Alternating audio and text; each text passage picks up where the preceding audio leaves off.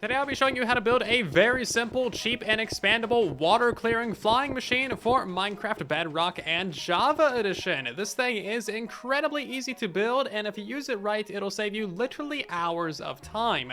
This is an incredibly easy and efficient way of removing large amounts of water. You don't need to mess with any sponges, sand, or place barely any blocks. And it's also a one-time machine, so once you're done with it, you can tear it down and you get all your resources back. So let's check out this flying machine. As you can see, this is a tiny 4-section flying machine, and basically it has like two main components. There is the engine, and that actually pushes the machine forwards, and then there's all these extra little add-on pieces that just expand the machine to make it larger. So you can make it a tiny little machine like this for small projects, or you can expand it and make it literally as long as you want. You could have this thing be 1,000 blocks long if you had that much ocean to remove. And for really big projects, you can make this thing utterly massive.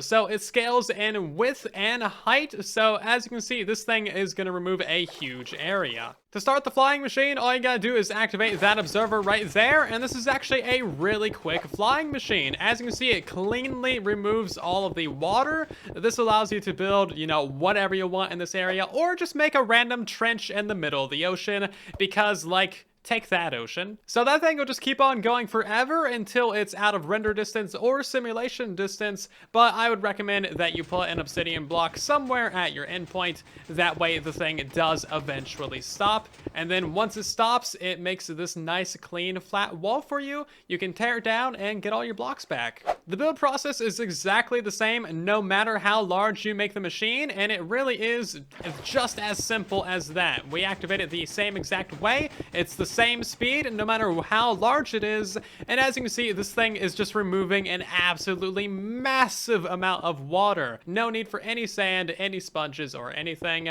and it doesn't really break. So even if you have like a random mountain in the middle of your ocean or something and it breaks one of these, it's only going to stop a small segment of it instead of the entire thing, which is actually really handy. You don't need to rebuild the entire machine. You just make a new engine and then you can continue on. So yeah, this is how you destroy the ocean in Minecraft. It's like surprisingly simple, but don't worry, you can heal the ocean. Nature can heal itself. All you gotta do is remove this pillar right here, and then the entire thing can reflood in a matter of seconds. So you gotta be careful to basically never touch that pillar. If you wanna troll your friend, you could just reflood this area.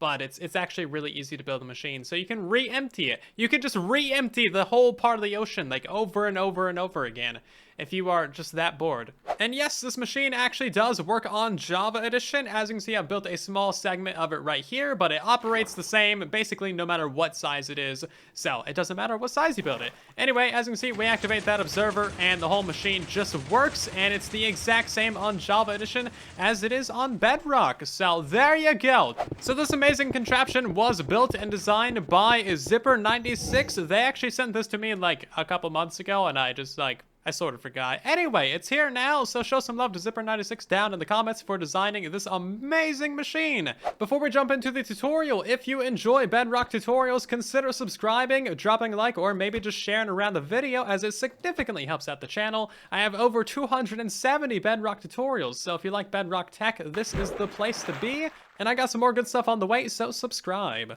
So getting into the tutorial, you're going to need to pick out the area that you want to build your flying machine. So make a pillar on the left side and on the right side.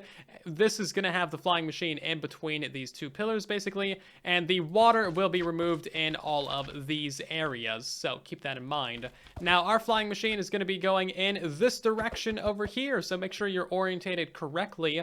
And we're going to start by building up some of these pillars out of a different material block than your flying machine.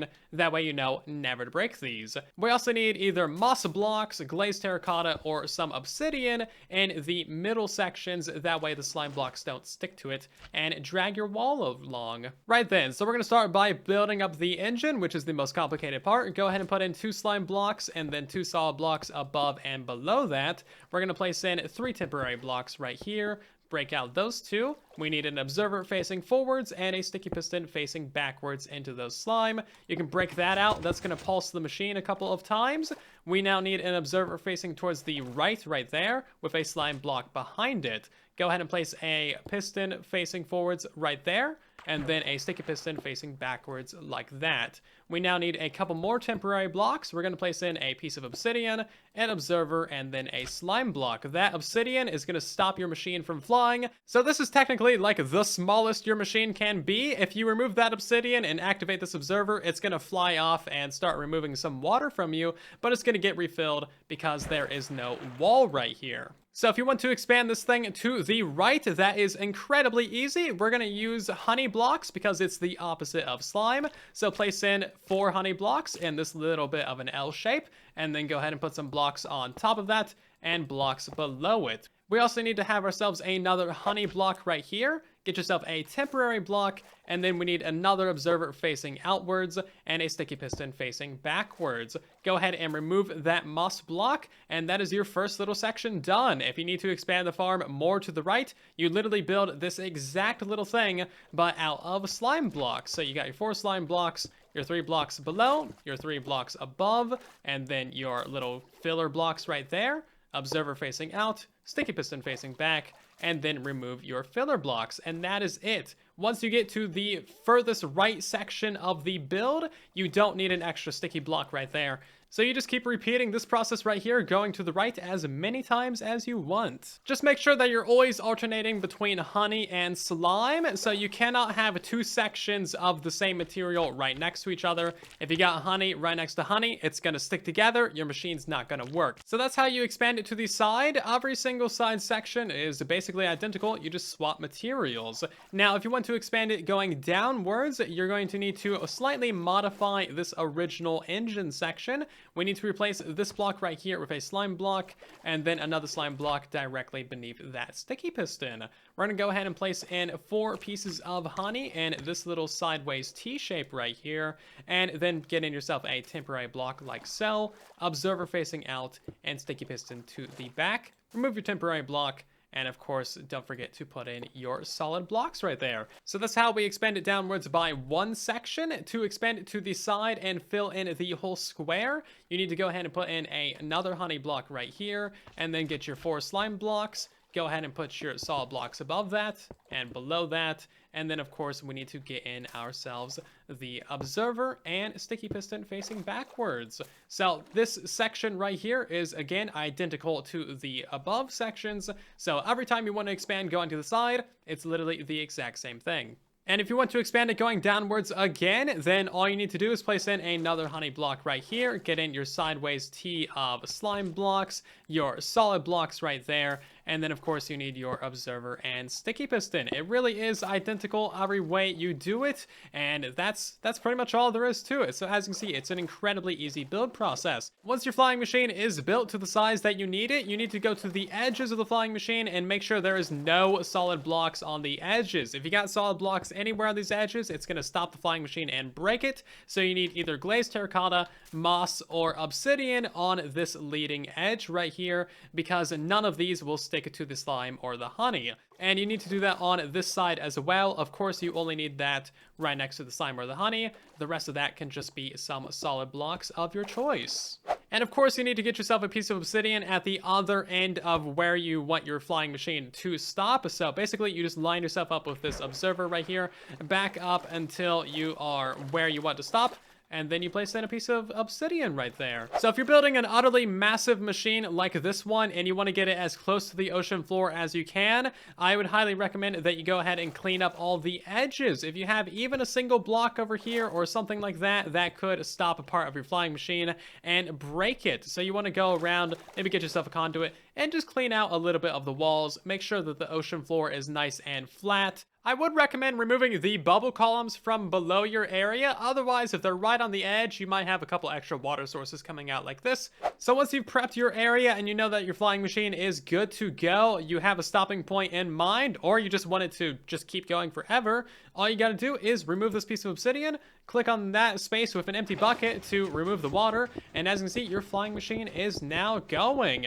As long as you got these walls in place, which I kind of don't, but that seems to be fine. As long as you got your walls in place, as you can see, it's not going to reflood. See, I had a solid block right there, and it got brought along by the flying machine. So make sure you're always standing next to the flying machine, that way it doesn't go into unloaded chunks, and then you'll never have any breakage issues. And there you go. As soon as it hits that piece of obsidian, it stops. You got a nice flat wall right here, and the water is all removed. So once your flying machine has reached its destination, it's really easy to remove this thing. You want to put a wall on the right side over here to stop the water from flowing in, and a wall on the left side right here. Make sure all of these blocks are placed in, and then you can remove the entire thing. I would recommend starting from the bottom going up. That way the water doesn't get messy or flow in areas that you don't want it to. And there we go, the entire thing is removed. Now keep in mind that the only water sources are in between this wall and that one, and in between this wall and that one. So all of this right here, this is actually flowing water. If you build your walls between your pillars, all of this stuff is actually going to flow away eventually. So build the wall from the top going down, and then you'll be good to go. As you can see, the more of the wall that you get placed in, the more that water will start to flow away. And that is how you destroy the ocean in Minecraft. If you enjoyed this video, then subscribe, drop a like, and maybe share it around so that other people can enjoy as well. Thank you so much for watching, and thank you to Zipper for designing this yet again. I'll see you guys down in the comments and in the next one. And then there was silence.